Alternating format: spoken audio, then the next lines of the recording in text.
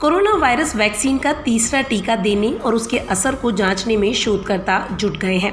दरअसल अभी तक सिंगल और डबल डोज वैक्सीन से इम्यूनिटी बढ़ने के अलग अलग दावे तो सामने आ रहे थे, लेकिन अब तीसरे टीके पर जांच जारी है।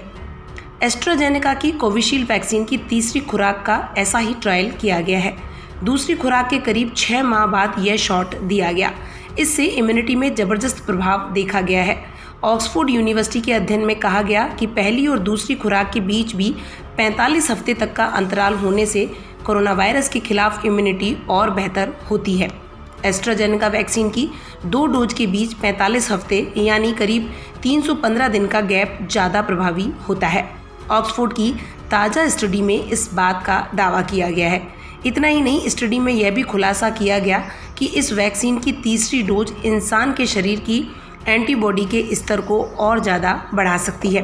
शोधकर्ताओं ने पाया कि दूसरी डोज के 6 महीने बाद जब तीसरी डोज बूस्टर के तौर पर दी गई तो कोरोना वायरस के वेरिएंट के खिलाफ इंसानी शरीर में ज़्यादा बेहतर रिस्पॉन्स पाया गया।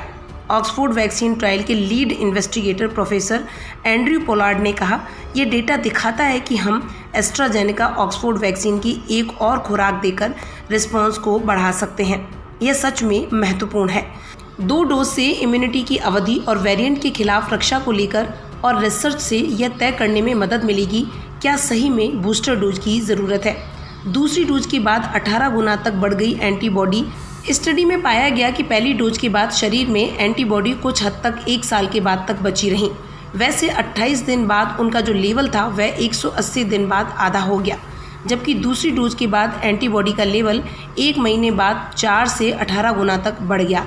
इस स्टडी में शामिल सभी वॉलंटियर 18 से 55 साल की उम्र के थे। हालांकि इस अध्ययन का अभी पीयर रिव्यू होना बाकी है। यह खबर उन देशों के लिए उम्मीद बढ़ाने वाली है जहां वैक्सीन की आपूर्ति का संकट है और कोविड टीके की 2 खुराकों के बीच समय बढ़ने से इम्यूनिटी कमजोर होने की आशंका व्यक्त की जा रही थी। आपको बता दें कि कोविशील्ड वैक्सीन में 12 से 16 हफ्ते का गैप मौजूदा वक्त में ज़्यादातर देशों में रखा गया है। भारत में एस्ट्राजेनेका ऑक्सफोर्ड वैक्सीन कोविशील्ड के नाम से बन रही है। देश में कोविशील्ड वैक्सीन की पहली और दूसरी डोज के बीच 12 से 16 हफ्तों का गैप रखा गया है। यहाँ आपको यह भी बताते चलें कि कोरोना संकट के बाद यूरोप जाने की चाहत रखने वाले भारतीयों के लिए वैक्सीन लगवाने के बावजूद एक संकट खड़ा हो रहा है। दरअसल अब तक कोविशील्ड को यूरोपियन यूनियन ने मंजूरी नहीं दी है। इससे ग्रीन पास नहीं मिलेगा, जिसकी वजह से भारत से यूरोप के अलग अलग देशों में जाने में दिक्कतें हो सकती हैं। हालांकि सीरम इंस्टीट्यूट के सीईओ अदार पूनावाला ने भरोसा दिलाया है कि मुद्दे को जल्द से जल्द सुलझा लिया जाएगा। दरअसल यूरोपियन यूनियन ने ग्रीन पास सिस्टम शुरू किया है।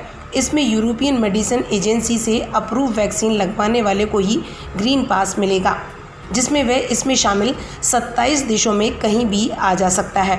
मुख्य तौर पर यह सिस्टम EU देशों में रहने वाले लोगों के लिए है, जिससे वे लोग काम और टूरिज्म के लिए इधर से उधर आसानी से जा सकें। यह ग्रीन पास सिस्टम पूरी तरह से 1 जुलाई से शुरू होगा। फिलहाल स्पेन, जर्मनी, ग्रीस, पोलैंड जैसे कुछ देशों ने इसे शुरू कर दिया है।